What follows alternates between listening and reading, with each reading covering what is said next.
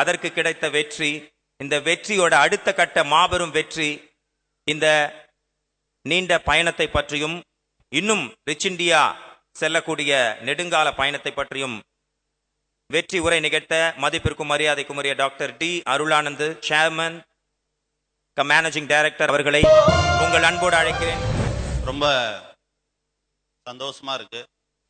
மீண்டும் மீண்டும் காமராஜர் அரங்கத்தில் மிகப்பெரிய விழாவை நம்ம எடுத்துட்டே இருக்கோம். தொடர்ந்து கேள்விகள் கேட்குற மாதிரி இருந்தா, எது சம்பந்தமா இருந்தாலும் பரவாயில்ல, ஏதாவது கேள்வி கேட்கறதுனா 4 கேள்வி கேட்கலாம். சார், உங்களுக்கு சின்ன வயசுலயே இந்த எண்ணங்கள்லாம் இருந்திருக்கா, இல்லை அதுக்கு ஏதாவது தூண்டுதல் இருந்திருக்கான்னு தெரிஞ்சுக்கிட்டோம்னா நாங்களும் எங்களுக்கு அது உதவும்னு நினைக்கிறோம்.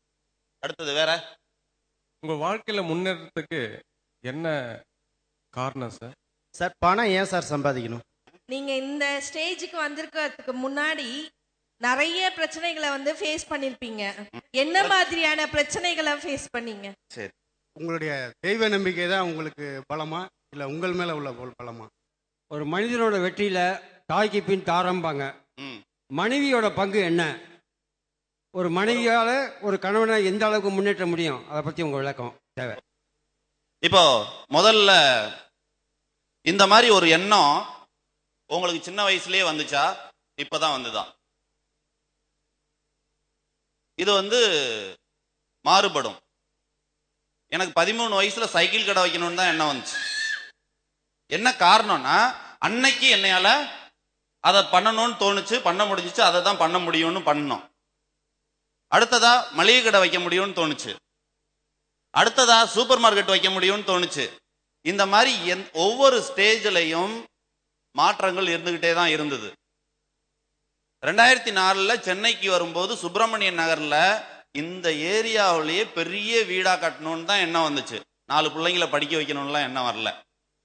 2000 நான் கல்யாணம் பண்ணோடனே ஃபர்ஸ்ட் என்னோட குடும்பத்துக்கு தேவையான அத்தனை விஷயங்களையும் பூர்த்தி பண்ணணும்னு தான் எண்ணம் வந்துச்சு. 4 பிள்ளைங்களுக்கு ஸ்கூல் ஃபீஸ் கட்டணும்னு எண்ணம் வரல. 40 பேர்த்த தத்தெடுத்து படிக்க வைக்கணும்னு எண்ணம் வரல. முதல்ல நான் முக்கியம், நான் நல்லா வாழணும். அதுக்கப்புறமா நல்லா வாழ்றது எப்படின்னு மற்றவங்களுக்கு சொல்லி தரணும். முடிஞ்சா வாழ வழி தெரியாதவங்களுக்கு வாழ வழிவகுத்து கொடுக்கணும். ஃபர்ஸ்ட் நான் நினைச்சது என்னையே தான். நான் நல்லா இருக்கணும்னு ஆசைப்பட்டேன். நான் நல்லா இருக்கிறதுக்கு என்னெல்லாம் செய்யணுமோ அதெல்லாம் செஞ்சேன். அதற்கு அப்புறமா என்னோட குடும்பத்துக்காக சம்பாதிச்சேன். இன்னைக்கு தான் சமுதாயத்துக்காக சம்பாதிக்கிறேன். 2000 நான் கல்யாணம் பண்ணும்போது கண்டிப்பா என் குடும்பம் மட்டும்தான், என் குடும்பத்துக்காக தான் நான் சம்பாதிச்சேன். என்னோட குடும்பத்தை நல்லா வச்சுக்கணும்னு ஆசைப்பட்டேன். இதைத்தான் ஒவ்வொருத்தரும் செய்யணும். கண்டிப்பா ஃபர்ஸ்ட் நான் முக்கியம்.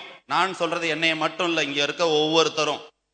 நீங்க ஃபர்ஸ்ட் நல்லா இருந்தாதான் உங்களோட பிள்ளைய நல்லா வச்சுக்க முடியும், உங்களோட மனைவியை நல்லா வச்சுக்க முடியும். நான் நல்லா வாழணும், எனக்கு உடம்பு சரியில்லாம போகவே கூடாது. நான் உடம்பு சரியில்லாம போனா என்னைய பாத்துக்கிறதுக்கு 2 பேர் வேணும். நான் நல்லா இருந்தா நான் 40 பேர்த்த கூட பாத்துக்க முடியும். நான் சொல்றது என்னைய இல்ல, இங்க இருக்கிற ஒவ்வொருத்தரையும் தான் சொல்றேன். நான் நல்லா வாழணும். அடுத்ததா என் கூட இருக்கிறவங்களுக்கு வாழ வழி தெரியலன்னா வாழ வைக்கணும். ஒருவேளை சாப்பாட்டுக்கு வழி இல்லை ஒருத்தருக்கு, ஒருவேளை சாப்பாட்டுக்கு வழி இல்லை ஒருத்தருக்குன்னா அந்த நேரத்துக்கு சாப்பாடு வாங்கி கொடுக்கணும். அவர் சாப்பிட்டு முடிச்ச உடனே அடுத்த வேளை சாப்பாட்டை நீயே எப்படி சாப்பிடுறதுன்னு சொல்லி கொடுக்கணும். நான் நல்லா வாழணும், வாழ வைக்கணும், அடுத்ததா வாழ வழிவகுத்து கொடுக்கணும். அதுக்கப்புறமா வாழ விட்டுறணும். நான் ஆபீஸ்க்கே போறது இல்லையா 7 மாசமா? ஆபீஸ்க்கு வர நான் 7 மாசமா நானு கத்து கொடுத்துட்டேன். நான் நல்லா வாழ்ந்தேன், வாழ வழிவகுத்து கொடுத்தேன், வாழ்றது எப்படின்னு சொல்லி கொடுத்தேன். இன்னைக்கு 25 பேர் என் சீட்ல உட்காந்து பிசினஸ் பண்ணிட்டு இருக்கிறதுனால தான் 7 மாசமா நான் ஆபீஸ் போகாம இருக்கேன். 7 மாசத்துக்கு முன்னாடி எவ்வளவு பிசினஸ் வந்துச்சோ அது மாதிரி 4 மடங்கு கூட பிசினஸ் வருது இல்லை இப்போ. ஏன்னா அங்க 25 அருளானந்து வேலை பாக்குறாங்க. 25 அருளானந்து எப்படி பாப்பாரோ அப்படி பாக்குறாங்க. அருளானந்து அந்த சீட்ல உட்கார்ந்து என்ன செய்வாரோ அதை செய்யறாங்க. இது அடுத்த லெவல். இதுக்கப்புறமாவும் அடுத்தடுத்த லெவல் மாறும். ஃபர்ஸ்ட் ஆரம்பிக்கும் போது 2011 ராதா பார்க்கின்ல 2000 குழந்தைங்களை தத்தெடுப்பேன்னு சொன்னேன். இன்னைக்கு 40,000 குழந்தைங்களை ஈஸியா என்னால தத்தெடுக்க முடியும்னு சொல்றேன்ல. காரணம் என்னன்னா, இன்னைக்கு அந்த லெவலுக்கு வந்தாச்சு. 2 வருஷத்துல இன்னைக்கு அந்த லெவலுக்கு வந்தாச்சு. அடுத்தது போவோம். இந்த கேள்விக்கு பதில் புரிஞ்சிருச்சா? இந்த ஸ்டேஜ்ல இப்ப இருக்கிற எண்ணம் உங்களுக்கு 2 வருஷம் கழிச்சு இருக்க போறதில்ல. ஒரு விஷயம் ஒரு விஷயம் நம்ம எப்படி பார்க்கறோமோ அந்த பார்வையில நம்மளுக்குள்ள ஏற்படக்கூடிய மாற்றம் நமக்கு ரிசல்ட்டை கொண்டு வந்து கொடுக்கும். பேப்பர்ல படிக்கும்போது இந்தியா கோல்டு மெடல் வாங்கலன்றது மற்றவங்களுக்கு நியூஸ், எனக்கு ஸ்போர்ட்ஸ் அகாடமி ஆரம்பிக்கணுன்ற எண்ணத்தை உண்டு பண்ணுது. ரோட்ல போயிட்டே இருக்கோம் சார், ஒரு ஆக்சிடென்ட் நடக்குது, பைக்ல அடிபட்டு ஒருத்தர் இறந்துட்டாரு. அதை பார்த்துட்டு ஒருத்தர் என்னாச்சுப்பா அப்படின்னு பாக்குறாரு.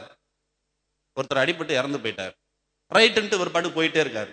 அதே இன்னொருத்தர் பாக்குறாரு, என்னாச்சுப்பா, ஒருத்தர் அடிபட்டு இறந்து போயிட்டார், ஐயோ பாவமே, கொஞ்சம் வயசு தான் இருக்கு மாட்டேன், கல்யாணம் ஆச்சா ஆகலையான்னு தெரியலையே அப்படின்னு சொல்லி நின்று 2 நிமிஷம் பேசிட்டு போறாரு. அதே இன்னொருத்தருக்கு அதே மாதிரி வர்றாரு, கேட்கிறாரு என்னாச்சுப்பான்றாரு, ஆக்சிடென்ட் ஆயிடுச்சு, இறந்து போயிட்டாரு. கேள்விப்பட்ட உடனே கதறி கதறி அழுகுறாரு, ஐயோ பாவம் என்னப்பா அப்படின்னு கதறி. விஷயம் ஒண்ணுதான், அடிபட்டுச்சு, பைக்ல வந்தாரு, இறந்துட்டாரு. ஒருத்தர் பார்வையில சரி ரைட்டு விடுறான்ட்டு போயிட்டே இருக்காரு, இன்னொருத்தர் ஐயோ பாவம்னு நினைக்கிறாரு, இன்னொருத்தர் கதறி கதறி. ஒரு விஷயம் நம்மளுக்குள்ள என்ன மாற்றத்தை உண்டு பண்ணுதோ அதுக்கான ரிசல்ட் அழுகையா வரும், ஐயோ பாவம்னு வரும், போயிட்டே இருறான்னு சொல்லும். எந்த மாதிரி நம்ம பாக்குறோமோ அந்த பாக்குறதுக்கு தகுந்த மாதிரி நமக்கு ரிசல்ட்டை மாத்திக்கிறோம். எனக்கு ஏன் அப்பா அம்மா இல்லாத குழந்தைங்கள, ஆதரவு இல்லாத குழந்தைங்கள எடுக்கணுன்ற எண்ணம் ஏன் வந்துச்சு? பாண்டிச்சேரியில் 3 வருஷத்துக்கு முன்னாடி பேப்பர்ல படிக்கும்போது ஒரு குடும்பத்தை சேர்ந்த 4 பேர் ஒரே டைம்ல சூசைட் பண்ணிட்டாங்க. ஏன்டான்னு பார்த்தா கடன் தொல்லைனால நீ சாவு, பிள்ளைக்கு ஏன் விஷம் கொடுத்த? நான் போனதுக்கு அப்புறம் என் பிள்ளைய பார்த்துக்க ஆள் இல்லைன்றதுனால விஷம் கொடுத்துருக்காரு. நான் இந்த மாதிரி ஆதரவு இல்லாத குழந்தைங்களை எடுத்துக்கிறதுக்கு அருளானந்தும் ரிச் இந்தியா குடும்பமும் தயாரா இருக்குன்னு தெரிஞ்சா அவங்க கடன் தொல்லைனால சாகலாம் மொழியே பிள்ளைக்கு விஷம் கொடுக்க மாட்டாங்க. ஒரு விஷயம், அதுவும் மற்றவங்களுக்கு விஷயம் தான். பேப்பர்ல படிக்கும் போது எனக்கு அது விஷயம் இல்லை, அந்த விஷயம் எனக்குள்ள வேற ஒரு மாற்றத்தை ஏற்படுத்தி விட்டுருச்சு. ஒரு விஷயம், இந்த விழா கூட போன வருஷம் நான் இந்த ஹாலில் கடைசியா இருந்தேன், இன்னைக்கு ஸ்டேஜுக்கு வந்துட்டேன்னு சொன்னாங்க. போன வருஷம் இந்த ஹாலில் இருந்த எல்லாருமா ஸ்டேஜுக்கு வந்தாங்க. ஒரு திலீப் வந்தாரு, ஒரு மொய்தீன் வந்தாரு, ரைட்டா? எல்லாரும் வரல. ஏன்னா அவங்களுக்கு இந்த விஷயம் அவங்களுக்குள்ள மாற்றத்தை ஏற்படுத்துச்சு, இதை என்னால பண்ண முடியும்னு தோணிடுச்சு. மற்றவங்களுக்கு பார்த்துட்டு போயிட்டே இருந்துட்டாங்க. இப்போ இது இன்னொரு 13 வருஷம் கழிச்சு மிகப்பெரிய ஒரு மாற்றம் நடக்க போகுது. இங்க ரிச் இந்தியா மிகப்பெரிய ஒரு மாற்றத்தை கொண்டு வர போகுது. இப்போ என்னன்னு கேட்டீங்கன்னா, கேரளாவுக்கு போயிட்டு வந்துட்டா ஒருத்தருக்கு மலையாளம் தெரியாது, ஆந்திராவுக்கு போயிட்டு வந்துட்டா தெலுங்கு தெரியாது. ரிச் இந்தியாவுக்கு அதே மாதிரி வந்துட்டு போயிட்டாலாம் பணம் வராது. ஆந்திராவில் போய் 2 வருஷம் வாழ்ந்து பாருங்க, தெலுங்கு தெரியுமா தெரியாதா?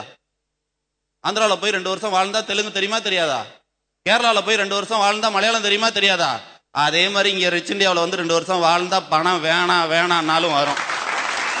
ஆந்திராவில் போய் நான் தெலுங்கு கத்துக்க மாட்டேன்னு சொல்லி பாருங்களேன், தண்ணி கேட்டு தானே அவனு 2 வருஷம் வாழ்ந்துட்டு தெலுங்கு கத்துக்காம இருந்துட முடியுமா? ஆந்திராவில், கேரளாவில் போய் 2 வருஷம் வாழ்ந்துட்டு மலையாளம் கத்துக்காம இருந்திருக்க முடியுமா? ரிச் இந்தியாவில் 2 வருஷம் வாழ்ந்துட்டு பணம் வேணாம்னாலும் பணம் உங்க மேல திணிக்கப்படும். இதுதான் விஷயம். வந்துட்டு போயிட்டாலும் பணம் வராது. எங்க கூட வாழணும், வாழ்ந்தா கண்டிப்பா பணம் வரும். அடுத்த கேள்வி என்ன சார்? பணம் எதுக்கு சம்பாதிக்கணும்? அப்பா, அடுத்த கேள்வியே தானா சார்? அந்த கேள்வி கேட்டது யார் சார்? பணம் எதுக்கு சம்பாதிக்கணும் விட தெரியாதவங்க யாராவது இருக்கீங்களா சார்? பணம் எதுக்கு சம்பாதிக்கணும்ன்ற விட தெரியாதவங்க யாராவது இருக்கீங்களா? கேள்வி கேட்ட ஒருத்தரை தவிர. இன்னைக்கு எல்லாத்துக்குமே பணம் தான் சார் வேணும். இன்னைக்கு ஒவ்வொரு மனிதனும் தெரிஞ்சோ தெரியாமலோ 3 விதமான வாழ்க்கை வாழ்ந்துதான் ஆகணும். ஒன்னு குடும்ப வாழ்க்கை, இன்னொன்னு சமுதாய வாழ்க்கை. சமுதாய வாழ்க்கையும் குடும்ப வாழ்க்கையும் நீங்க சந்தோஷமா வாழணும்னா, தொழில் வாழ்க்கையில ஜெயிச்சு பணம் சம்பாதிக்கலன்னா 2 வாழ்க்கையும் சந்தோஷமா இருக்கவே இருக்காது. குடும்ப வாழ்க்கை சந்தோஷமா இருக்கணும், சமுதாய வாழ்க்கையிலையும் எனக்கு நல்ல பேர் கிடைக்கணும்னா, தொழில் வாழ்க்கையில ஜெயிச்சு நீங்க பணம் சம்பாதிக்கலன்னா குடும்பத்தையும் சந்தோஷமா வச்சுக்க முடியாது, சமுதாயத்தையும் சந்தோஷமா வச்சுக்க முடியாது. அப்புறம் பணம் இல்லாம இங்க என்ன பண்ண முடியும் சார்? சொந்தமா எத்தனையோ வீடு வச்சு, எத்தனையோ கார் வச்சு, என்னென்னமோ பண்ணி பணம் போதுண்டான் இருந்த எனக்கே இப்போ 2000 கோடி தேவைப்படுது. இப்போ நான் சொல்றது இப்போ 2000 கோடி. இன்னும் 2 வருஷம் கழிச்சு எவ்வளோன்னு தெரியாது. 2 வருஷம் கழிச்சு எவ்வளோன்னு தெரியாது.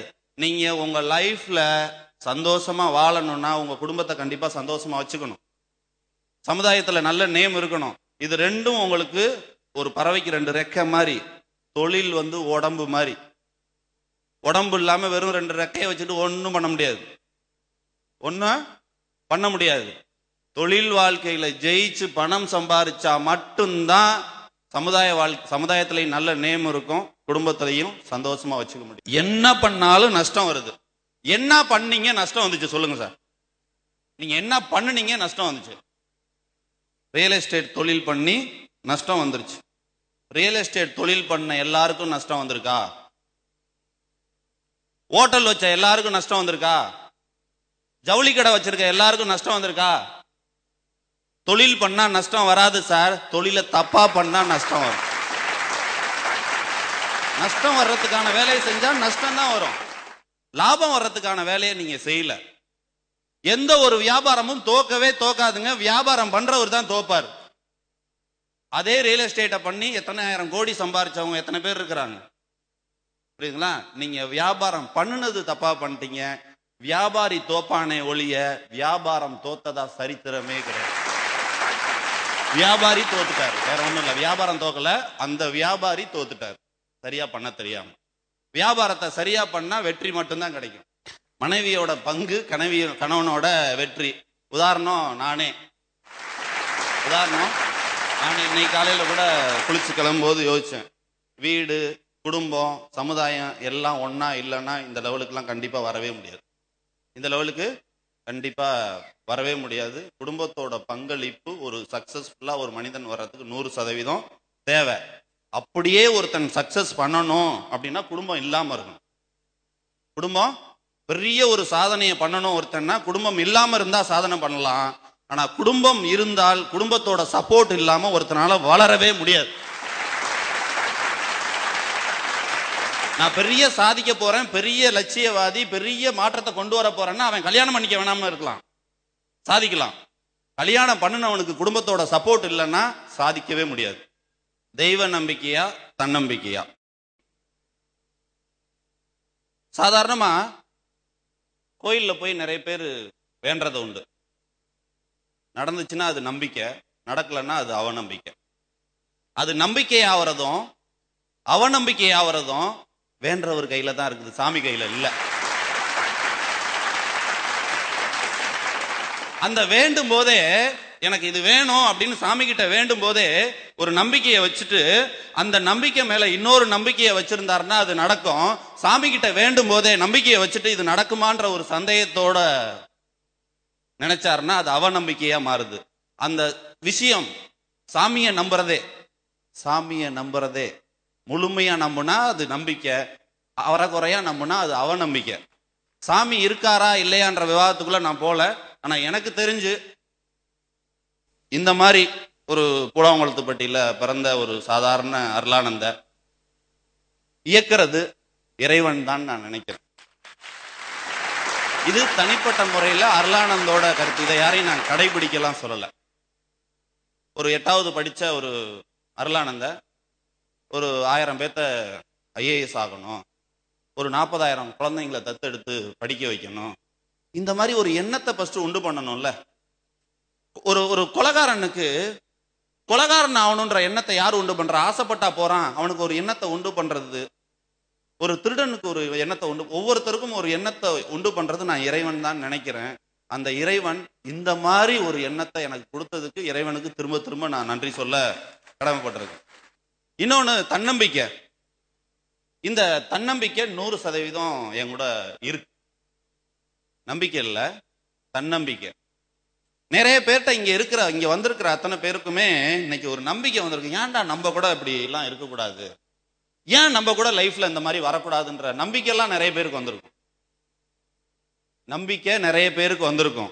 ஏன் நானும் இந்த விஷயம் உங்களுக்குள்ள ஒரு மாற்றத்தை ஏற்படுத்தி இருக்கலாம். இந்த விஷயம் உங்களுக்குள்ள மாற்றத்தை ஏற்படுத்தி ஏன்டா நானும் அருளானந்த மாதிரி வரக்கூடாதுன்ற ஒரு நம்பிக்கை உங்களுக்கு கூட வந்திருக்கலாம். அந்த நம்பிக்கை மேல உங்களுக்கு நம்பிக்கை வரணும். அந்த நம்பிக்கை மேல உங்களுக்கு சந்தேகம் இருந்ததுன்னா நம்பிக்கையை வச்சுட்டு என்னால முடியுமா அப்படின்னு யோசிச்சீங்கன்னா, நம்பிக்கை மேல சந்தேகத்தை வச்சீங்கன்னா விளங்கவே விளங்காது. அந்த நம்பிக்கை மேல உங்களுக்கு நம்பிக்கை வரணும்னா நீங்க ஸ்ட்ராங்கா இருக்கணும். நம்பிக்கைன்றது ஒரு செடி, தன்னம்பிக்கைன்றது மரம். இந்த நம்பிக்கைன்ற செடி உங்கள்கிட்ட இருக்கும்போது அதை தன்னம்பிக்கையா மாத்துறது உங்க கையில தான் இருக்கு. நம்பிக்கைன்ற செடி தன்னம்பிக்கையா மாறணும்னா நீங்க கொஞ்சம் சின்ன சின்ன வெற்றிகளை பார்க்கணும். நீங்க நினைச்ச விஷயத்த அடையணும். ஒரு பைக் வாங்க நினைச்சு வாங்கணும், கார் வாங்க நினைச்சு வாங்கணும், வீடு கட்ட நினைச்சு கட்டணும்.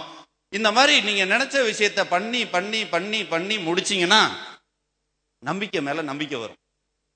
கார் வாங்கினேன் என்னால வீடு வாங்க முடியாதா? கார் வாங்கினேன் என்னால வீடு வாங்க முடியாதா? அந்த வீடு வாங்குற நம்பிக்கை மேல சந்தேகம் வராது. ஏன்னா கார் வாங்க நினைச்சு ஏற்கனவே வாங்கியாச்சு, பைக் வாங்க நினைச்சு ஏற்கனவே வாங்கியாச்சு. இப்ப வீடு வாங்குற நம்பிக்கை மேல சந்தேகமே வராது. ஏன்னா என்னால முடியும். இந்த மாதிரி நம்பிக்கை மேல நம்பிக்கை வச்சு தொடர்ந்து ஒரு வெற்றியை பார்த்துட்டீங்கன்னா, ஒரு 10 விதமான வெற்றியை பார்த்துட்டீங்கன்னா உங்க கூட தன்னம்பிக்கை இருக்கும், என் கூட இருக்கிற மாதிரி. இப்போ 40,000 குழந்தைங்க சிம்பிளா சார், ஏதாவது ஒரு கான்செப்ட் தான். இப்போ திருச்சியில் ஒரு ரெசார்ட் பண்ணுறதா இருக்கட்டும், 40,000 குழந்தைங்களுக்கு 100 ஸ்கூல் ஆரம்பிக்கணும். 100 ஸ்கூல் ஆரம்பிக்கிறதுக்கு எவ்வளோ பணம் வேணும்னு ஃபர்ஸ்ட்லாம் நினைக்கல. ஃபர்ஸ்ட் 100 ஸ்கூல் ஆரம்பிக்கணும். என்ன பண்ண போறேன்றதை ஃபர்ஸ்ட் முடிவு பண்ணிட்டு அதுக்கு என்ன பண்ணணும்னு யோசிக்கணும். தொழிலில் தோத்தவங்களாம் என்கிட்ட என்ன இருக்கிறதுக்கு தகுந்த மாதிரி பண்ணணும்னு யோசிச்சதுனால தான் தோல்வி வரும். என்ன பண்ண போறோன்றதை ஃபர்ஸ்ட் முடிவு பண்ணணும். என்ன பண்ண போறோம். லட்சியமே இல்லாம வாழ்ந்தா வாழ முடியுமான்னு யோசிச்சு பாருங்க. லட்சியம் கேட்டீங்கல்ல சார், அடுத்தது லட்சியம் தானே, அங்க வந்துருச்சு தானே, லட்சியத்துக்கு வந்துட்டோம். இப்போ லட்சியம் ஒட்டு மொத்தமா பெரிய ஒரு லட்சியம் என்னன்னா, நான் இல்லாத ஒரு நாள் இந்த உலகம் என்னை நினைச்சு அழுவணும். இந்த உலகத்துல உள்ள ஒவ்வொருத்தர் கண்ணிலையும் தண்ணி வரணும். அது கண்டிப்பா. ஏன்னா நான் செய்யற விஷயத்த யாராலையும் செய்ய முடியாது. நான் இப்போ செஞ்சுட்டு இருக்கிற விஷயத்த யாராலையும் செய்ய முடியாது. செய்யணுன்ற எண்ணமும் வராது, செய்யவும் முடியாது. இது ஏன்னா நானா உருவாக்கிட்டு இருக்கிற விஷயம். நானா இன்னைக்கு உட்கார்ந்து சாதாரணமா என்னன்னா, தெரிஞ்ச தொழிலை செஞ்சவனும் தெரிஞ்ச தொழிலை விட்டவனும் கேட்டான், தெரியாத தொழிலை செஞ்சவனும் கேட்டான்னு சொன்னாங்கல்ல. சைக்கிள் கடை வைக்கும் போது எனக்கு சைக்கிள் ஓட்ட தெரியாது, ஜிம்மு வைக்கும் போது ஜிம்மை பத்தி எதுவுமே தெரியாது. ரியல் எஸ்டேட் தொழில் வரும்போது எங்கேயும் போய் நான் கத்துக்கிட்டுலாம் வரல. எந்த தொழிலையும் நான் தெரிஞ்சுக்கிட்டு பண்ணதில்லை, பண்ணிட்டு தான் தெரிஞ்சுக்கிறது. ஐஏஎஸ் 1000 பேர்த்த ஆக்கணும்னு நான் நினைக்கும் போது, ஒருத்தன் ஐஏஎஸ் படிக்கணும்னா என்ன செய்யணும்னே தெரியாது, என்ன படிக்கணும்னே தெரியாது. ஒருத்தன் ஐஏஎஸ் ஆகணும்னா என்ன படிக்கணும்னே தெரியாம தான் 1000 பேர்த்த ஐஏஎஸ் ஆகணுன்ற எண்ணம் வந்துச்சு. எதையும் நான் தெரிஞ்சுக்கிட்டு பண்ணதில்லை, பண்ணிட்டு தெரிஞ்சுக்கிறது. 40,000 குழந்தைங்களை தத்தெடுக்கணும். அதுக்கு என்னெல்லாம் பண்ணணும்? அதுக்கு 100 ஸ்கூல் ஆரம்பிக்கணும். ஒரு ஸ்கூலுக்கு 400 குழந்தைங்க. ஒரு ஸ்கூலுக்கு 400 குழந்தைங்க இல்ல, 1000 குழந்தைங்க. 1000 குழந்தைங்க இல்ல, 600 குழந்தைங்கள்ட்ட பணம் வாங்கி 400 குழந்தைங்களுக்கு இலவசமான கல்வி கொடுக்க போறேன். 600 குழந்தைங்கள்ட்ட பணம் வாங்கி 400 குழந்தைங்களுக்கு இலவசமான கல்வி கொடுக்க போறேன். அந்த ஸ்கூல் கட்டுறதுக்கு நான் லோன்லாம் வாங்க போறதில்ல. இது ஒரு சக்சஸ் ஃபார்முலா. இப்போ சொல்லும் போது என்னன்னா, நான் என்கிட்ட இருக்கிற அத்தனை விஷயத்தை இன்னைக்கு அப்டேட்ல என்ன இருக்கணும் எல்லாத்தையும் எல்லாருக்கும் சொல்லி கொடுத்துருவேன். அதாவது ஒட்டுமொத்தமா 13 வருஷம் கழிச்சு பெரிய ஒரு கிளைமேக்ஸ்னு ஒன்று இருக்கு. அதை தாண்டி இந்த 100 ஸ்கூல் எப்படி கான்செப்ட் அப்படின்னு கேட்டீங்கன்னா, நாலேஜ் சிட்டி. ஒவ்வொரு நாலேஜ் சிட்டியும் ஒரு 150 ஏக்கர்ல இருக்க போகுது. அந்த 150 ஏக்கர்ல ஒரு 40 ஏக்கர்ல பாத்தீங்கன்னா ஸ்கூலு, ஸ்போர்ட்ஸ் அகாடமி, கல்வி கோயில் இதெல்லாம் வரப்போகுது. ஸ்கூலு, ஸ்போர்ட்ஸ் அகாடமி, கல்வி கோயில். ஒரு 10 ஏக்கர்ல 50 வயசுக்கு மேல உள்ள நம்மள மாதிரி மனிதர்களுக்கான வீடு அங்க இருக்க போது. ஒரு 200 பேருக்கு, 200 தாத்தா பாட்டிக்கு வீடு. 200 தாத்தா பாட்டிக்கு அந்த நாலேஜ் சிட்டில வீடு. Knowledge city. இப்ப கோபிநாத் பேசிட்டு கீழே உட்காந்து பேசும்போது கூட சொன்னார், ஒரு பயங்கரமான ஒரு கிளியரிட்டி இருக்கு. ஒரு இன்சூரன்ஸ் கம்பெனியில் பெருசாக வேலை பார்த்துட்டு இங்கே உள்ள விஷயம் பிடிச்சதுனால நான் பண்றேன்னு ஒருத்தர் ஸ்டேஜில் சொன்னார். திலீப் சார் சொன்னார்ல, அதை சொன்னார். இதெல்லாம் சாதாரணமாக செஞ்சுட்டு இருக்கிற விஷயத்தை விட்டுட்டு ஒருத்தர் ஒரு பிடிப்பு இல்லைன்னா, ஒரு நம்பிக்கை இல்லைன்னா கண்டிப்பாக வர்றது கஷ்டம். உண்மை இருந்துச்சுன்னா அது கண்டிப்பாக நடக்கத்தான் செய்யும். நான் அடுத்த விஷயத்துக்குள்ள வர்றேன். இது சின்ன ஒரு உண்மை இருந்ததுன்னா கண்டிப்பா நடக்கத்தான் செய்யும். இப்போ இதே திலீப் ஏற்கனவே விட்டுக்கிட்டு இருந்த ஒரு மந்த்லி பிக்சடா ஒரு இன்கம் வந்துட்டு இருந்தது. அந்த வேலையை விட்டுட்டு நான் இங்க ரிச் இந்தியாவுக்கு நான் பிசினஸ் பண்ணணும் அப்படின்ற எண்ணம் எங்கிருந்து வருது அப்படின்னு கேட்டீங்கன்னா, இதுல பண்ணிட முடியும்ன்ற நம்பிக்கை மேல நம்பிக்கை வந்துருச்சு. அவர் நம்பிக்கையை வச்சுட்டு சந்தேகம் இருந்திருக்குன்னா அவர் கண்டிப்பா ஏற்கனவே பார்த்த வேலையை விட்டுருக்க மாட்டார். இங்க கண்டிப்பா பணம் சம்பாரிச்சு நல்லா நான் செல்வந்தனா வர முடியும்ன்ற நம்பிக்கை மேல நம்பிக்கை என்னைக்கு வந்ததோ அன்னைக்கு தான் வந்தார். உடனே அவர் பார்த்துட்டு வரல, 1 வருஷம் கழிச்சு தான் வந்தார். இதுக்கு அவங்க குடும்பத்தில் இருக்கிறவங்களும் முழு ஒத்துழைப்பு கொடுத்தாங்க. அவங்களும் கம்பெனியை பத்தி தெரிஞ்சுக்கிட்டாங்க. அதன் மூலியம் இந்த மாதிரி இப்போ மகேந்திரன் சார் 2 நாளைக்கு முன்னாடி சொன்னாங்க, சார் பிசினஸ் பண்ண வர்றதுக்கு ஆள் எக்கச்சக்கமா வர்றாங்க சார், அது ஒரு விஷயமே இல்லைன்னு சொல்லி 2 நாளைக்கு முன்னாடி மகேந்திரன் சார் சொன்னார். இதுல ஒரு ஆழமான விஷயம் என்னன்னு பாத்தீங்கன்னா, இன்னைக்கு இருக்கக்கூடிய இளைஞர்கள் அத்தனை பேருக்குமே வேலைக்கு போறதெல்லாம் பிடிக்கல. வேலைக்கு போறதெல்லாம் பிடிக்கல சார், வேற வழி இல்லாம போறாங்க. தொழில் பண்ணா நிறைய ரிஸ்க் இருக்கு. தொழில் பண்ணா நிறைய ரிஸ்க் இருக்கு. காலையில வேலைக்கு போயிட்டு சாயந்தரம் வந்துட்டோம்னா மாசம் 10,000 வந்தாலும் 12,000 வந்தாலும் 20,000 வந்தாலும் அது நம்மளோட காசா போயிடும். தொழில் பண்ணி நஷ்டம் வந்துருச்சுன்னா என்ன பண்றதுன்ற ஒரு பயத்தினால யாரும் தொழில் பண்றது இல்ல. இங்க அது இல்லைன்றது அவங்களுக்கு புரிஞ்சிருது. பார்க்கும்போது தெரியும் ரிச் இந்தியா பத்தி. நம்ம நிறுவனத்துக்குள்ள வந்து 2 நாள் வாழ்ந்துட்டாருன்னா புரிஞ்சிடும். தெரியறதுக்கும் புரியறதுக்கும் நிறைய வித்தியாசம் இருக்கு. எனக்கு அதெல்லாம் தெரியும் அப்படின்னு சொல்றதுக்கும் இங்க உள்ள வந்து ஆழமா பார்த்து புரியறதுக்கும் நிறைய வித்தியாசம் இருக்கு. இங்க வந்து புரிஞ்ச உடனே அந்த நம்பிக்கை மேல நம்பிக்கை வந்துடும். வேலையை விட்டா 50,000 என்ன என்னால மாசம் இங்க 5 லட்சம் சம்பாதிக்க முடியும்ன்ற நம்பிக்கை மேல நம்பிக்கை தானா வந்துருது. அந்த நம்பிக்கை மேல நம்பிக்கை வர்றதுக்கான அத்தனை காரணங்களும் ஏற்கனவே இங்க நம்ம ஏற்படுத்தி வச்சிருக்கோம். இந்த நாலேஜ் சிட்டில 100 ஏக்கர்ல லே அவுட்டா பிரிச்சு சேல் பண்ண போறோம். 10 ஏக்கர்ல 200 வீடு, 40 ஏக்கர்ல ஸ்கூலு, ஸ்போர்ட்ஸ் அகாடமி, கல்வி கோயில்லாம் வருது. சாதாரணமா ஒரு லே அவுட்டை போட்டு 2 தென்னங்கண்ணையும் ஒரு மாங்கண்ணையும் வைக்கும் போதே எப்படி வித்தோம்? சாதாரணமா 60 ஏக்கர் லே அவுட் போட்டு சுத்தி ஃபென்சிங் எடுத்து ஒரு 2 தென்னங்கண்ணையும் ஒரு மாங்கண்ணையும் வச்சே எப்படி வித்தோம்? இப்போ ஒரு 150 ஏக்கர்ல கல்வி கோயில் வருது, போதி இன்டர்நேஷனல் ஸ்கூல் வருது, ஸ்போர்ட்ஸ் அகாடமி வருது, 200 பேருக்கு வீடு வருது, 1000 பிள்ளைங்க அங்க படிக்க போறாங்கன்னா அந்த இடம் எப்படி விற்கும்? நம்ம தொழிலெல்லாம் மாத்தி நம்ம செய்யறது ரியல் எஸ்டேட் தொழில் தான். 1000 பேர் செய்யட்டும் சார், அந்த தொழிலை கொஞ்சம் வித்தியாசமா செய்வோம். அந்த தொழிலை நம்ம வித்தியாசமா செய்யணும். தொழிலை மாத்திட்டு வேற தொழிலுக்கு போறது இல்ல பணம் சம்பாதிக்கிறதுக்கு. இந்த தொழிலை எப்படி வித்தியாசமா பண்ணா ஈஸியா வியாபாரம் பண்ண முடியும்? இங்க ஏன் ஈஸியா வியாபாரம் பண்ண முடியுது? ஸ்கூல் விற்கும் இடத்த, ஸ்போர்ட்ஸ் அகாடமி விற்கும் இடத்த, ஸ்கூலும் ஸ்போர்ட்ஸ் அகாடமி தென்னங்கன்னு விக்குதுங்க இடத்த. 2 தென்னங்கன்னு விக்குது, ஸ்கூல் விற்காதா? ஸ்போர்ட்ஸ் அகாடமி விற்காதா? சாதாரணமா வித்தா அந்த இடத்த 2 லட்சம் ரூபாய்க்கு விற்கலாம். ஸ்கூலையும் ஸ்போர்ட்ஸ் அகாடமியையும் ஆரம்பிச்சுட்டு வித்தா எவ்வளவுக்கு விற்கும்? எவ்வளவுக்கு? 5 லட்சத்துக்கு விற்கும். 2 லட்சம் ரூபாய்க்கு விற்கிற இடத்த ஒரு 100 ஏக்கர்ல 2000 பிளாட்டை போட்டு 1 லட்சம் ரூபாய் சேர்த்து வித்தா எவ்வளவு சேர்த்து விற்கும்? ஏன் சார் 1 லட்சம் கூடன்னு கேட்பாங்களா? 2 லட்சம் ரூபாய்க்கு வெளியில கூட விற்கட்டும், இங்க 3 லட்சத்துக்கு விற்கிறோம். ஏன் 3 லட்சம் கேட்டா பதில் ஸ்கூல் சொல்லும், நம்ம சொல்ல வேணாம். பதில் ஸ்கூல் சொல்லும், ஸ்போர்ட்ஸ் அகாடமி சொல்லும். 2 லட்சம் ரூபாய் இடத்த 3 லட்சம் ரூபாய்க்கு வித்தா 2000 பிளாட்டை 1 லட்சம் ரூபாய் சேர்த்து வித்தா எவ்வளவு கூட கிடைக்கும்? 20 கோடி. கரெக்டா? 20 கோடியில ஸ்கூலும் ஸ்போர்ட்ஸ் அகாடமியும் கல்வி கோயிலும் கட்ட முடியுமா முடியாதா? முடியுமா முடியாதா? சார் திருச்சியில ஒரு ரெசார்ட்டை அதே சம்பாரிச்சு கட்டிக்கிச்சு சார். நான் சம்பாரிச்செல்லாம் கட்டல, அதே சம்பாரிச்சு கட்டிக்கிச்சு. செங்கல் வாங்குறதுக்கு அதே காசு சம்பாரிச்சுக்கிச்சு, சிமெண்ட் வாங்குறதுக்கு அதே காசு சம்பாரிச்சுக்கிச்சு, கொத்தனார் கூலிக்கு அதே சம்பாரிச்சுக்கிச்சு. அந்த கான்செப்டை பிடிச்சா போதுங்க. நீங்க ஒன்னும் இங்க பண்ண வேணாம். இங்க சக்சஸ் பண்றதுக்கான அத்தனை விஷயமும் இருக்கு. கூட ஒரு வந்து வாழ்ந்தீங்கன்னா பணம் தானா வரும். உங்களுக்கு எவ்வளவுங்க? 10 கோடி வேணுமா? 7 வருஷம் என் கூட நான் சொல்றதை கேட்டுட்டு இருங்க. 7 வருஷத்துல 10 கோடி வந்துடும். சேர்மன் போஸ்ட் வேணுமா? தர்றேன். ஸ்கூலுக்கு, போதி இன்டர்நேஷனல் ஸ்கூலுக்கு யாரு சேர்மன் ஆகணும்னு நினைக்கிறீங்களோ அவங்கள சேர்மன் ஆகலாம். இங்க எம்எம்ஆ பிசினஸ் பண்ண ஒரு எம்எம்ஆவே இருக்கணும்னு அவசியம் இல்லை, சிபிஓவா இருக்கணும்னு அவசியம் இல்லை, டைரக்டரா இருக்கணும்னு அவசியம் இல்லை, இடியா இருக்கணும்னு அவசியம் இல்லை. சேர்மனா வரலாம். உங்களுக்கு எதுல பிடிச்சிருக்கோ, டிவி சேனல் ஆரம்பிக்க போறேன் 2 வருஷம் கழிச்சு, அருளானந்தால போய் உட்கார முடியாது, அங்க இன்னொரு அருளானந்த தான் உட்கார வைக்க போறேன். நான் அருளானந்த உருவாக்கிக்கிட்டு இருக்கேன். எனக்கு 2000 அருளானந்து வேணும். இப்போ 25 அருளானந்து ஏற்கனவே தயாராயிட்டாங்க. 2000 அருளானந்து வேணும். 100 ஸ்கூலை பார்க்கணும். 100 ஸ்கூல்லையும் ஒரு அருளானந்து இருக்கணும். ஒரு ஸ்கூலை பார்த்துக்க போறது எப்படி பார்த்துக்க போறாங்க தெரியுமா? கான்செப்ட் 400 குழந்தைங்க, அப்பா அம்மா இல்லாத குழந்தைங்க அங்க இருக்காங்க. அந்த 400 குழந்தைங்களை பார்த்துக்கிறதுக்கு 200 தாத்தா பாட்டி ஏற்கனவே அங்க கொண்டு போய் வச்சிருவோம். புரியுதா? இந்த தாத்தா பாட்டிக்கு பேர குழந்தைங்க இல்ல, அந்த பேர குழந்தைங்களுக்கு தாத்தா பாட்டி இல்ல, 2 ஜாயிண்ட் ஆயிட்டாங்களா?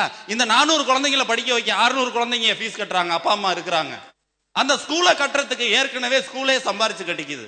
இதுல அருளானந்துக்கு என்னடா வேலை அப்படின்ற கேள்வி வரும். ஆனா அருளானந்தால மட்டும்தான் இதை செய்ய முடியும். நான் வேணா சொல்லித்தரேன், போய் செஞ்சு பாருங்களேன். சொல்லித்தரேன், போய் செஞ்சிருங்க. இது அருளானந்தால தான் முடியும். ஏன்னா இன்னைக்கு இது, நாளை காலையில அடுத்த அப்டேட் வந்துகிட்டே இருக்கும், இறைவன் கொடுத்துக்கிட்டே இருக்கும். இது ஒரு ஸ்கூல் பண்றது ஈஸியா, 2 ஸ்கூல் பண்றது ஈஸியா, 100 ஸ்கூல் பண்றது ஈஸியா? எத்தனை ஸ்கூல் பண்றது ஈஸி? எத்தனை ஸ்கூல் பண்றதும் ஈஸி தான். இதுக்கு பணம் வேணுமா? இதுக்கு பணம் வேணுமா? வேண்டவே வேண்டாம். சார் சும்மா 100 ஏக்கர் 150 ஏக்கரை எழுதி கொடுத்துட்டு போறதுக்கு நிறைய பேர் இருக்காங்க. நீங்க வித்து கொடுங்கன்னு சொல்றாங்க. காரணம் என்னன்னா, இவங்களால மட்டும்தான் விற்க முடியும்னு அவங்களுக்கு தெரிஞ்சிருச்சு. என்ன பண்றதுக்கும் பணம் தேவையில்லைங்க, என்னத்துக்கு பண்றோன்ற காரணம் இருந்தா போதும். என்ன பண்றதுக்கும் பணம் தேவையில்லை. ரோட்ல போற ஒரு 4 பேரை கூப்பிட்டு சொந்தமா வீடு இருக்கான்னு கேளுங்களேன், 7 பேர் இல்லைன்னு சொல்லுவாங்க. ஏன் இல்லைன்னா பணம் இல்லம்பாங்க. உண்மையா அது இல்ல காரணம், வீடு வாங்கணுன்ற எண்ணம் இல்ல. வீடு வாங்கணுன்ற எண்ணம் இல்ல.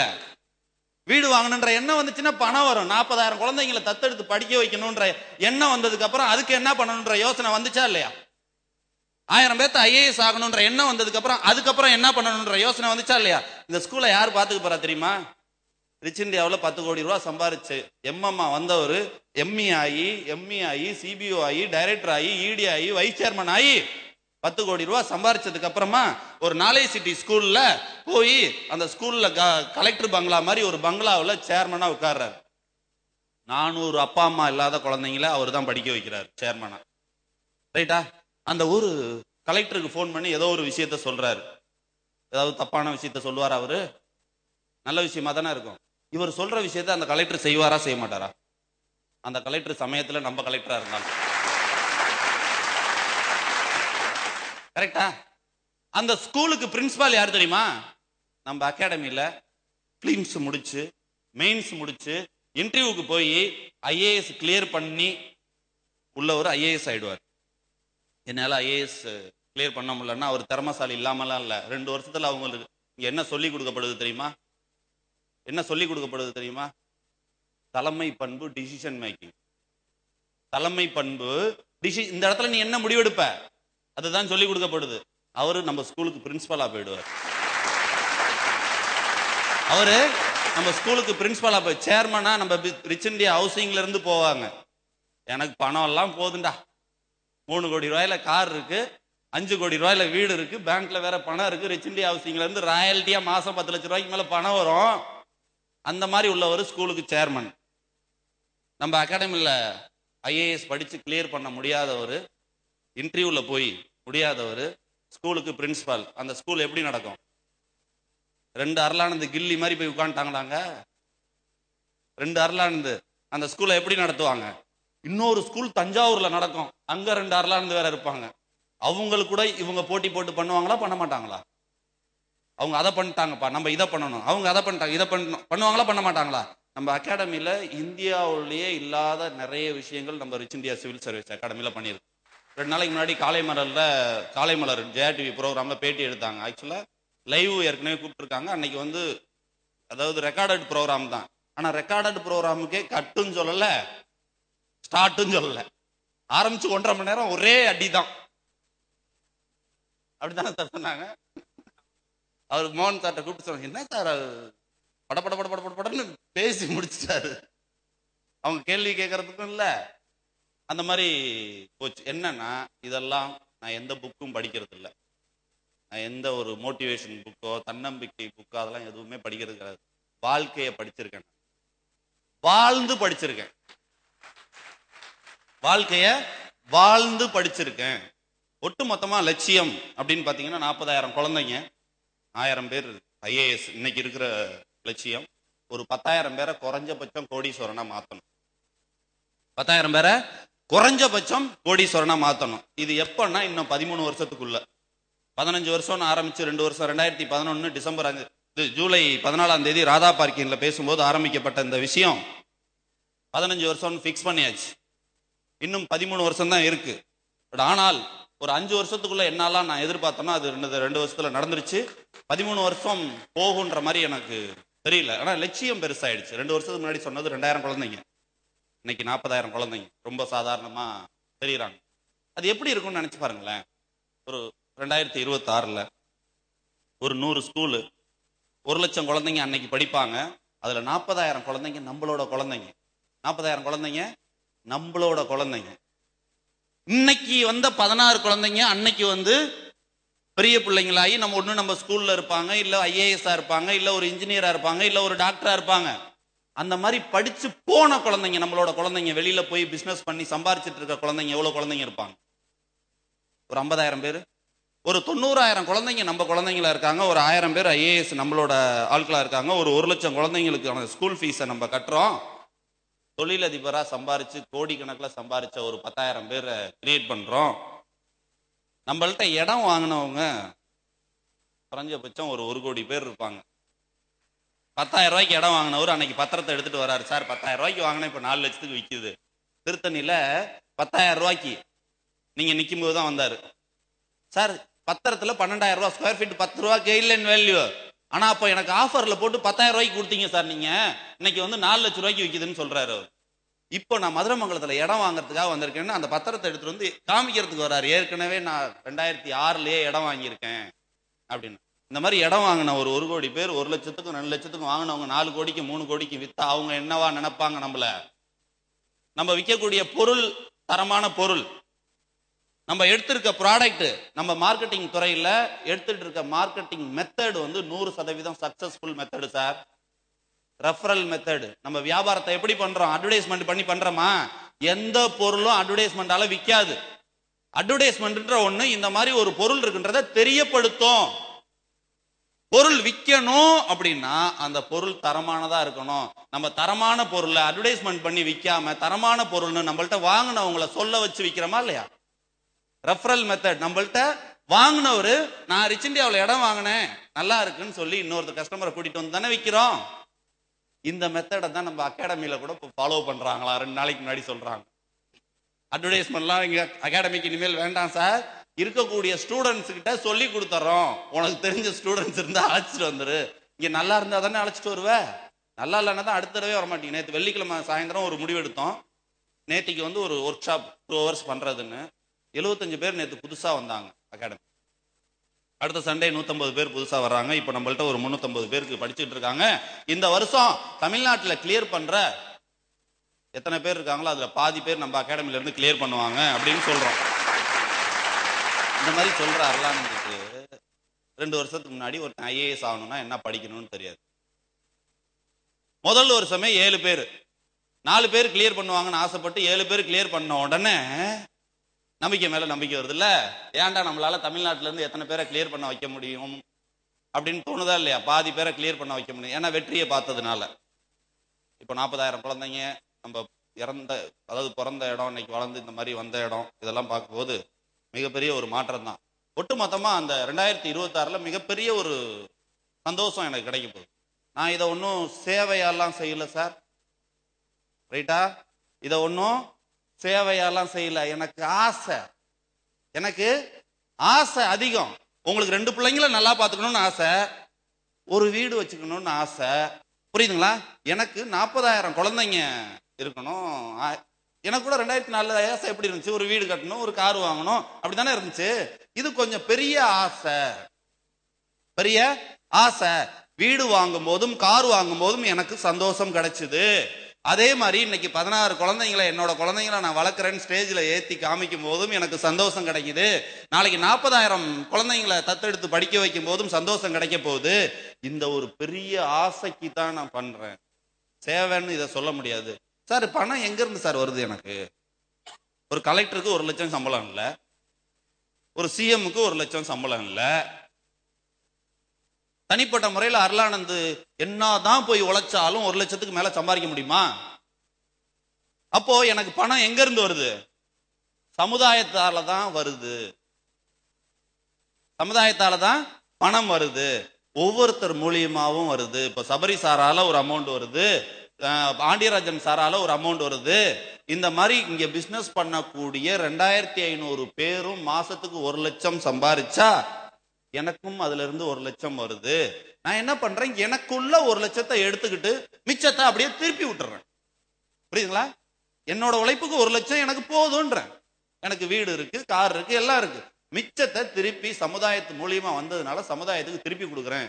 அதனால என்னடா கிடைக்குதுன்னு பார்த்தா, எனக்கு 1 கோடி ரூபாய் கார்ல போறதை விட 5 கோடி ரூபாய் வீட்டுல இருக்கிறத விட மிகப்பெரிய ஒரு சந்தோஷம் கிடைக்குது.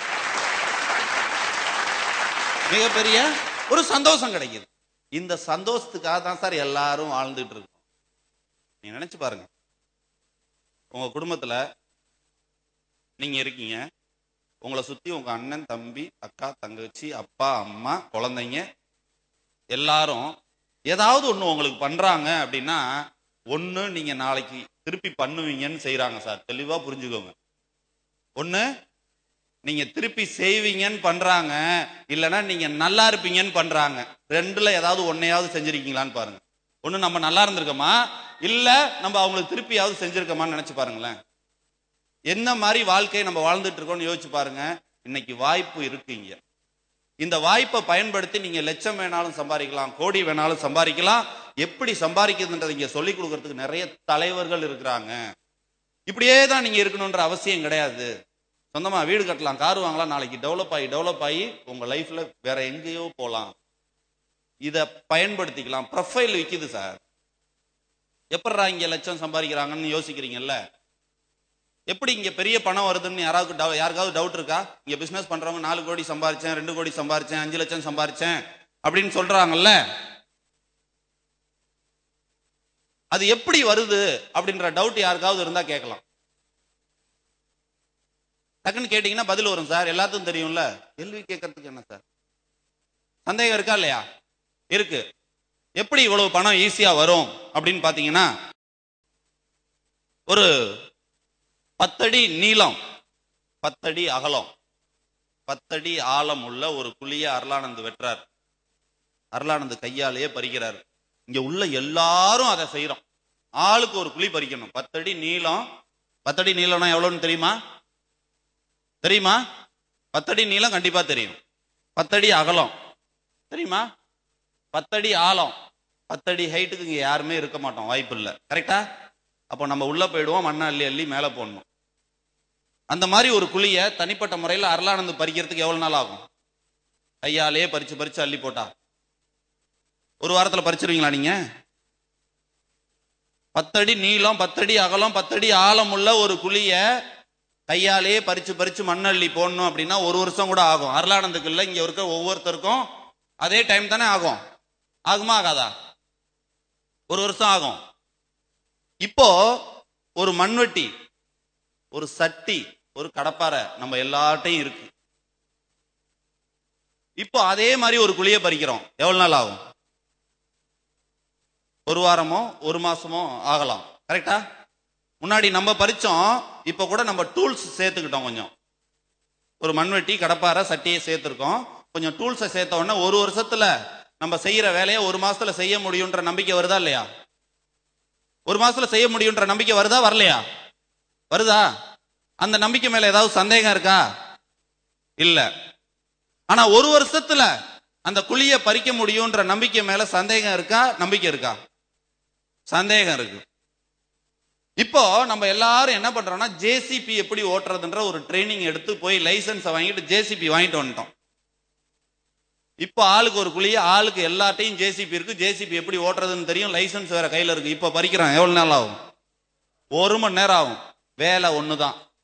வேலை 10 அடி நீளம், 10 அடி அகலம், 10 அடி ஆழம் உள்ள ஒரு குழி தான்.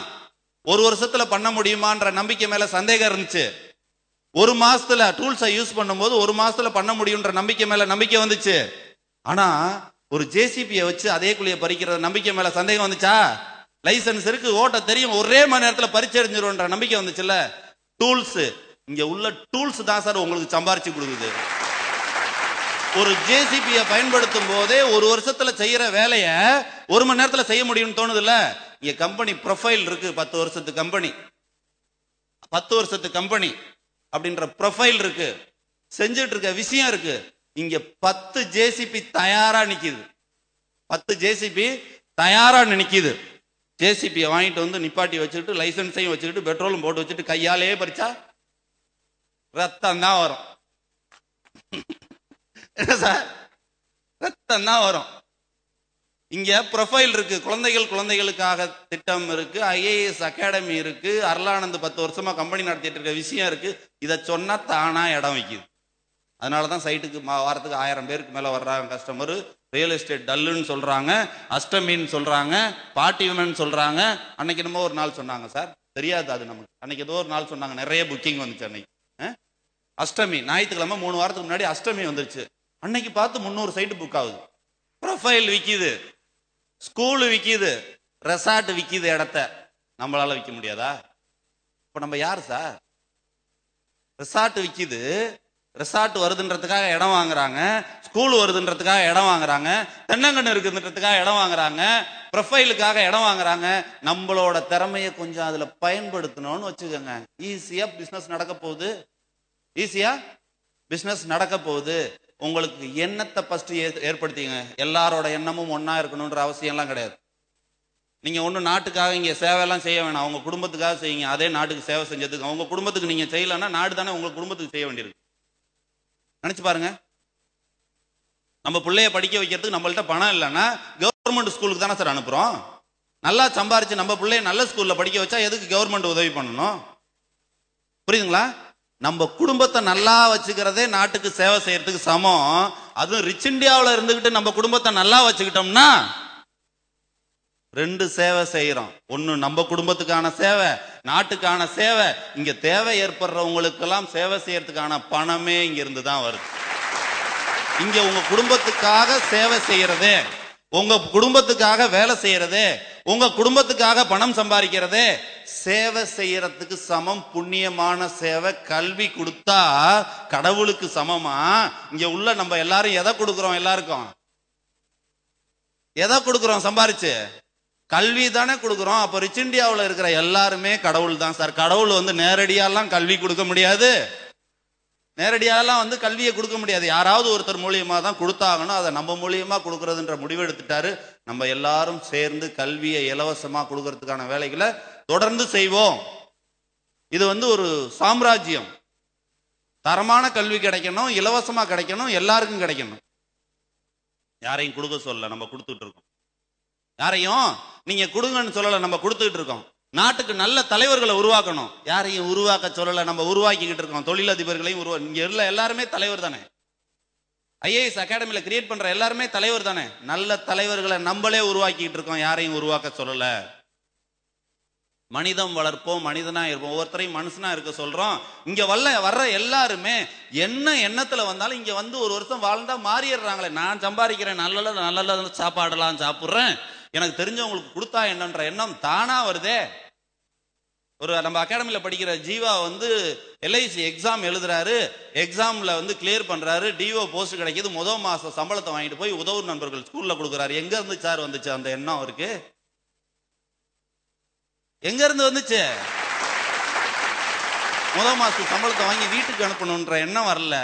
உதவு நண்பர்கள் ஸ்கூல்ல போய் நம்ம பிள்ளைங்க இருக்கிறாங்க, அந்த பிள்ளைங்களுக்கு தேவையானதை வாங்கி கொடுப்போன்ற எண்ணம் எங்க இருந்து வந்துச்சு? வந்துச்சா? இதுதான் மனிதம் வளர்ப்போம், மனிதனா இருப்போம். நம்ம ஃபர்ஸ்ட் மனிதனா இருக்கிறது, நம்ம வந்து உதாரணமா இருக்கிறது. இந்த உதாரணத்தை பார்த்து கண்டிப்பா மற்றவங்க பண்ண போறாங்க. அடுத்த 4வது விஷயம் தான் ஆணிவேர், தொழிலதிபர்களை உருவாக்குறது. நம்ம எல்லாம் இங்க என்ன பண்றோம்? நம்ம தொழிலதிபரா மாறி நம்ம கூட இருக்கிறவங்களையும் தொழிலதிபரா மாத்திக்கிட்டு இருக்கோம். இந்த 4ம் சேர்ந்ததுதான் rich India movement. India rich ஆகிறதுக்கான அத்தனை வேலையையும் நம்ம ஏற்கனவே செஞ்சுக்கிட்டு இருக்கோம். யாரையும் செய்ய சொல்லல, நம்ம செஞ்சுக்கிட்டு இருக்கோம். நம்மளை பார்த்து மற்றவங்களை செய்ய சொல்றோம். சார், ஒரு விஷயத்தை மட்டும் நீங்க கடைபிடிச்சு பாருங்களேன். நான் உதாரணமா இருப்பேன்னு முடிவெடுத்து பாருங்க. நான் உதாரணமா இருப்பேன் அப்படின்னு முடிவெடுத்து பாருங்களேன். தப்பே பண்ண முடியாது உங்களால. அடுத்தவங்களுக்கு என்ன சொல்றதுனாலும் நம்ம அதை கடைபிடிச்சிட்டு தான் சொல்லணும். உதாரணமா இருக்கிறதுனா அதான், உதாரணமா இருப்போம். மாற்றத்திற்காக மாறுறது. நமக்கு லைஃப்ல ஒரு மாற்றம் வரணும், பெரிய மாற்றம் வரணும்னா நேத்து நான் எப்படி இருந்தோம்னா அப்படியே தான் இன்னைக்கு இருப்பேன்னா மாற்றம்லாம் வராது. இன்னைக்கு நடந்த இந்த விஷயம் உங்களுக்குள்ள மாற்றத்தை ஏற்படுத்திட்டு நாளையில இருந்து நான் புது மனுஷனா மாற போறேன், நேத்து இருந்த மாதிரி நான் இருக்க போறது இல்ல அப்படின்னு மாறினீங்கன்னா தான் உங்களுக்கு மாற்றம் வரும், லட்சம் வரும், கோடி வரும். நேத்து இருந்த மாதிரி தான் நாளைக்கும் இருக்க போறேன், நாளைக்கு மறுநாள் தான் இருக்க போறேன்னா நீங்க எப்படி இருக்கீங்களோ அப்படியே தாங்க இருப்பீங்க. புரியுதா நான் சொல்ற விஷயம்? மாற்றம் வரணும்னா தன்னைத்தானே மாத்திக்கணும். மாற்றம் வரணும்னா தன்னைத்தானே மாத்திக்கணும். பெரிய மாற்றம் வரணும் அப்படின்னா உங்களை நீங்க மாத்திக்கலன்னா மாற்றம் பெருசா வராது. மாற்றத்திற்காக நீங்க மாற தயாரா இருக்கணும், உதாரணமா இருக்கணும்னு ஆசைப்பட்டீங்கன்னா கண்டிப்பா உங்க வாழ்க்கையில மிகப்பெரிய ஒரு வெற்றியை நீங்க அடைய முடியும். உங்க லைஃப்ல நீங்க வேண்டான்ற விஷயத்த விட்டுருங்க சார், முடியாதுன்ற விஷயத்தையும் விட்டுருங்க. வேண்டான்ற விஷயம் வேண்டவே வேண்டாம், முடியாதுன்ற விஷயமும் வேண்டாம், அது மாறுபடும். எனக்கு வேண்டான்ற விஷயம் உங்களுக்கு வேணும்னு தோணும், என்னையால முடியாதுன்ற விஷயம் உங்களுக்கு முடியும்னு தோணும். என்னையால சிஎம் ஆக முடியாதுன்னு நீங்க நினைக்கலாம், கலெக்டர் ஆக முடியாதுன்னு நினைக்கலாம், அதெல்லாம் விட்டுருங்க. முடியாதுன்ற விஷயம் எதுக்கு? வேண்டான்ற விஷயத்தையும் விட்டுருங்க. நான் நான்வெஜ் சாப்பிட மாட்டேன்னா விட்டுருங்க. உங்களுக்கு வேண்டான்ற விஷயம் வேண்டவே வேண்டாம், முடியாதுன்ற விஷயமும் வேண்டாம். உங்க வாழ்க்கையில நீங்க முடியும்னு நினைச்ச விஷயத்த பண்ணி பாருங்க சார். முடியும்னு நினைச்ச விஷயத்த பண்ணி பாருங்க, என்ன சந்தோஷம் உங்களுக்கு கிடைக்குதுன்னு பாருங்க. உங்ககிட்ட நீங்க தோத்துறவே தோத்துறாதீங்க. நீங்க நினைச்சன்ற விஷயத்த நீங்க பண்ண முடியும்ன்ற விஷயத்த பண்ணலைன்னா உங்ககிட்ட நீங்க தோத்ததா அர்த்தம்.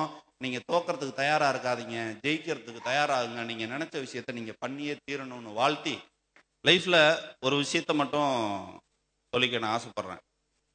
கண்டிப்பா எனக்காக நான் பிசினஸ் பண்ணும்போது இவ்வளவு பணம் வரல, என்னோட குடும்பத்துக்காக நான் பிசினஸ் பண்ணும்போதும் இவ்வளவு பணம் வரல. என்னைக்கு நான் நாட்டுக்காக சமுதாயத்துக்காக சம்பாதிக்கணும்னு நினைச்சேனோ அன்னைக்கு பணம் என்னை தேடி வருது. பணம் நிறைய தேடி வருது, வியாபாரம் நல்லா நடக்குது, பெரிய ஒரு மாற்றம் கிடைக்குது. ரைட்டா? இந்த கடந்த 2 வருஷத்து வாழ்க்கை வந்து மிக மிக சந்தோஷமா இருக்கு.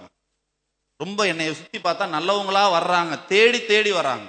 அது சாரதியா இருக்கட்டும், நிறைய பேர் இவங்க அவங்கலாம் சொல்லுவோம், எக்கச்சக்கமான பேர் தேடி வந்து. நான் அன்னைக்கு ஒரு 3 நாளைக்கு முன்னாடி ஒருத்தர் ஃபோன் பண்ணி, சார் நம்ம எனக்கு இந்த ட்ரஸ்ட்ல ஏதாவது உங்களுக்கு பணம் தேவைப்பட்டா நான் கண்ட்றேன், நம்ம வாங்க மாட்டோம்னு சொன்னா, மாசத்துல ஒரு 2 நாள் நான் வந்து ஒண்ணுமே இல்லை, பூர்விகா மொபைல்ல ஒரு நல்ல போஸ்ட்ல கௌதம்னு ஒருத்தர் வேலை பார்க்குறாரு.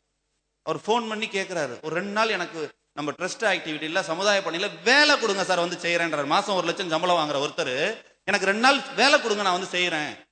ஃபோன் பண்ணி கேட்கிறாருங்க. இந்த உலகத்துல நான் ஒரு விஷயத்த புரிஞ்சுக்கிட்டேன், நல்லது செய்யணுன்ற எண்ணம் இல்லாதவங்க இந்த உலகத்துல இருக்கிறாங்க அப்படின்னு சொல்றதெல்லாம் பொய். எல்லாருக்கும் நல்லது செய்யணுன்ற எண்ணம் இருக்கு. ஒண்ணு நேரம் இல்லைன்னா வாய்ப்பு கிடைக்கல. 10 பேருக்கு சாப்பாடு போடணுன்ற எண்ணம் இருந்து சாப்பாடும் இருந்து 10 பேர் சாப்பிட ஆள் இல்லைன்னா உங்களால போட முடியுமா? 10 பேருக்கு சாப்பாடு போடுறதுக்கான வாய்ப்பு கிடைக்கலங்க, இல்லைன்னா நேரம் கிடைக்கலங்க. நல்லது செய்யணுன்ற எண்ணம்லாம் நிறைய பேருக்கு இருக்கு. அவர் ஏன் ஃபோன் பண்றாரு? நான் சம்பளத்துல ஒரு பங்கை வேணா தரேன்றாரு, வேணான்னு 2 நாள் எனக்கு வேலை கொடுங்கன்னு ஏன் கேட்கிறாரு? புரியுதா? செய்யறதுக்கான வாய்ப்பு கிடைக்கல, ஃபோன் பண்ணி கேட்கிறாரு. ஒரு சம்பவம் ஒரு 3 மாசத்துக்கு முன்னாடி பேப்பர்ல நியூஸ் வருது, இறந்து போயிட்டாங்க 2 பேர், வந்து குழந்தைங்களுக்கும் விஷம் கொடுத்துட்டாங்க. அம்மா யாரோ ஒருத்தர் இறந்துட்டாங்க. குழந்தைங்க அப்பா அம்மா 2 பேரும் நல்லா இருக்காங்க, 2 குழந்தை ஒன்னா பிறந்த குழந்தைங்க, ஒரு குழந்தை இறந்து போயிடுச்சு. மருந்து கொடுத்தது யார் தெரியுமா? மருந்து கொடுத்தது யாரு? அப்பா அம்மா. இவங்க சாகல, பிள்ளைங்க இல்லை, ஒரு புள்ள இறந்து போச்சு, இன்னொரு புள்ள பொழைச்சிக்கிச்சு. ஆஸ்பத்திரிக்கு போறேன், நண்பரை கூட்டிட்டு போறேன் ஆஸ்பத்திரிக்கு. பேப்பர்ல நியூஸ் பாக்குறேன், உடனே கூப்பிட்டு எந்த ஹாஸ்பிட்டல் இருக்கு என்ன தேவைன்றோம். அடுத்த 1 ஹவர்ல ரெக்கார்டு எடுக்கிறோம், நேரா ஹாஸ்பிட்டல் போறோம், அந்த குழந்தைய கேட்கிறோம். ஒரு குழந்தை இறந்து போயிடுச்சு, இன்னொரு குழந்தை ஐசியூல இருக்குன்றாங்க. ஐசியூக்கு போறோம், என்கொயரி பண்றோம். அதுக்குள்ள இன்னொரு டாக்டர் வராரு. என்ன சார் நீங்க என்ன வந்திருக்கீங்கன்னாரு. இது மாதிரி அப்படின்னு சொன்னேன்.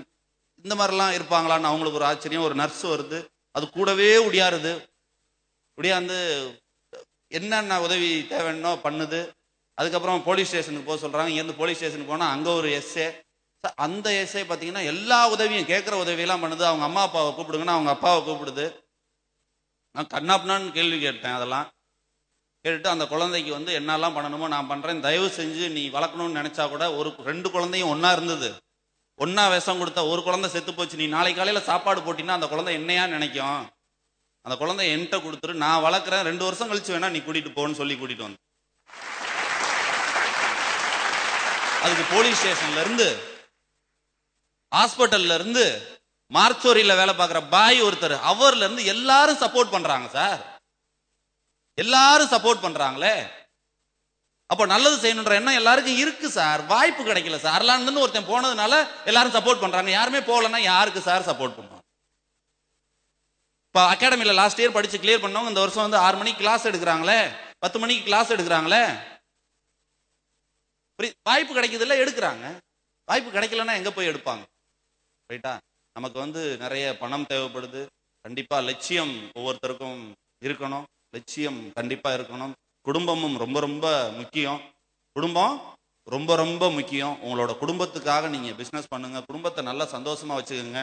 நிறைய நம்மள்ட்ட இருக்கு சார். அருள்போதி மாண்டசரி கிண்டர் கார்டன் ஸ்கூல்னு நம்ம கிராமத்துல பூலாங்குளத்துப்பட்டியில ஒரு ஸ்கூல் ஆரம்பிக்கிறோம். அந்த ஸ்கூல்ல இலவசமா கல்வி கொடுக்க போறோம். வித்தியாசமான ஸ்கூல், உலகமே பேசுங்க அந்த ஸ்கூலை. கண்டிப்பா நம்ம பண்றது எல்லாம் ஸ்கூல் எல்லாரும் நடத்துறாங்க, அப்படி நம்ம நடத்தல. அந்த ஸ்கூல்ல மிகப்பெரிய ஒரு வித்தியாசத்தை கொண்டு வர போறோம். இலவசமா நடத்த போறோம். இத பார்த்து நிறைய பேர் செய்ய போறாங்க. தமிழ்நாட்டில் இருக்கிற அத்தனை கிராமத்திலையும் அந்த மாதிரி ஒரு ஸ்கூல் இருக்கிறதுக்கான கான்செப்ட் அருளானந்தே செய்ய வேண்டிய அவசியம் இல்ல. நிறைய அருளானந்து செய்ய போறாங்க அந்த ஸ்கூலை. படிப்பு வேற, அறிவு வேற, புரிஞ்சுக்கோங்க. அருளானந்த் 8வது தான் படிச்சிருக்காரு. ஆனா நேற்று IAS புதுசா படிக்கலான்னு ஆர்வம் உள்ள ஒரு 70 பேர்கிட்ட நேற்று பேசுறாரு. ஒரு பையன் அதுல ஸ்டேஜ்ல வந்து சூப்பரா இருந்தது சார், நான் கண்டிப்பா IAS ஆயிருவேன்றோம் சொன்னாங்க சார். ஏன் அங்க அறிவை திணிக்க வேண்டிய அவசியம் இல்லை சார். உண்மையை சொன்னா போதும். IAS ஆனா நீ என்ன ஆவ, அதை சொல்றது இல்ல. IAS ஆனா லைட் வச்ச வண்டியில போற IAS இல்ல அது. அதனால என்ன கிடைக்க போகுதுன்றத பிள்ளைய படின்னு சொல்றதுக்கு பதிலா படிச்சா என்ன ஆவன்னு சொல்லி பாருங்களேன், நல்லா படிப்பாங்க. சும்மா படி டிவி பார்க்காதன்னு சொல்றது. டிவி பார்க்கறது ஒரு குழந்தைக்கு பிடிக்குமா, படிக்கிறது பிடிக்குமா சார்? எது பிடிக்கும்? டிவி பார்க்கறது. நல்லா பிடிச்ச விஷயத்தை செஞ்சுட்டு இருக்கும் போது பிடிக்காத விஷயத்தை போய் சொன்னா, டிவி பார்க்கறது ஏன் பிடிக்குது, படிக்கிறது ஏன் பிடிக்கல, ரெண்டுக்கும் வேட உங்களுக்கு தெரியுமா? அதை கண்டுபிடிச்சு அதை சொல்லுங்க. ஏன் படிக்க சொல்றீங்க? காரணம் இருக்குல்ல, அந்த காரணத்தை சொல்லு, புரிய வைங்க குழந்தைங்க. கண்டிப்பா படிக்க போறாங்க. ரைட்டா? உங்க குடும்பத்தோட வந்து நாளைக்கு வந்து மிகப்பெரிய ஒரு விழா. இது காலத்துக்கும் மலைக்கும் இந்த இடத்துல இந்த அருள்போதி international school, அருள்போதி Montessori Kinders garden ஸ்கூல்ல கவர்னர் அடிக்கல் நாட்டி வச்சாங்க. அந்த விழாவில் நான் கலந்துகிட்டேன் அப்படின்னு 25 வருஷம் கழிச்சு பெருமைப்பட நீங்க பேசலாம். நம்ம நிறைய பண்ணிக்கிட்டே இருக்கோம். கண்டிப்பா நீங்க ஒண்ணுமே எல்லாம் பண்ண வேணாம் சார். இங்க நான் என்ன சொல்றேனோ அதை என் கூட இருந்து செய்ய தயாரானீங்கன்னா உங்க வாழ்க்கையில நீங்க நினைச்சு பார்க்க முடியாத உயரத்துக்கு உங்களை கூட்டிட்டு போறதுக்கு நான் தயாரா இருக்கேன். நீங்க ஒன்னும் புதுசாலாம் எதையும் போய் கண்டுபிடிக்கவே வேண்டாம். என் கூட இருந்து நான் சொல்றதை அப்படியே கடைபிடிச்சிட்டு வந்தீங்கன்னா உங்களுக்கு ஸ்கூல் சேர்மன் போஸ்ட் கிடைக்க போகுது. இல்லைன்னா டிவி சேனலுக்கு சேர்மன் போஸ்ட், உங்களுக்கு எந்த திறமை இருக்கோ அதுக்கான போஸ்ட் இங்க கிடைக்க போகுது. பணம் கிடைக்க போகுது. சமுதாயத்துல மிகப்பெரிய ஒரு மாற்றத்தை நம்ம கொண்டு வர போறோம். நம்ம மாறுறது இல்ல, மாற்றத்தையே நம்ம கொண்டு வர போறோம். நம்மளை பத்தி மற்றவங்க எல்லாம் பேச போறாங்க. அந்த ரிச் இந்தியாவில் நான் இருக்கிறேன் அப்படின்றதே பெருமைப்படக்கூடிய ஒரு விஷயமா இருக்க போது. நம்ம எல்லாரும் சேர்ந்து உழைச்சு இந்தியா ரிச் ஆகிறதுக்கும் நம்மளோட குடும்பம் வளர்றதுக்குமான வேலையை நம்ம செஞ்சுக்கிட்டு இருக்கோம். அதை வந்து மிக மிக ஒரு பயபக்தியோட உணர்வு பூர்வம்ன்றது நம்பிக்கை மேல நம்பிக்கை வச்சு பண்றதுன்றது நம்பிக்கை வச்சு பண்றது. உணர்வு பூர்வமா நம்பிக்கை மேல நம்பிக்கை வச்சு என் கூட இருக்கிற அத்தனை பேரையும் நான் உச்சத்துக்கு கூட்டிட்டு போக தயாரா இருக்கேன். வர தயாரா இருக்கிற அத்தனை பேரையும் கோடீஸ்வரனா மாத்த தயாரா இருக்கேன். வாருங்கள் வடம் பிடிப்போம், ரிச் இந்தியாவின் வரலாற்றில் இடம் பிடிப்போம் என்று கூறி விடைபெறுகிறேன். நன்றி, வணக்கம்.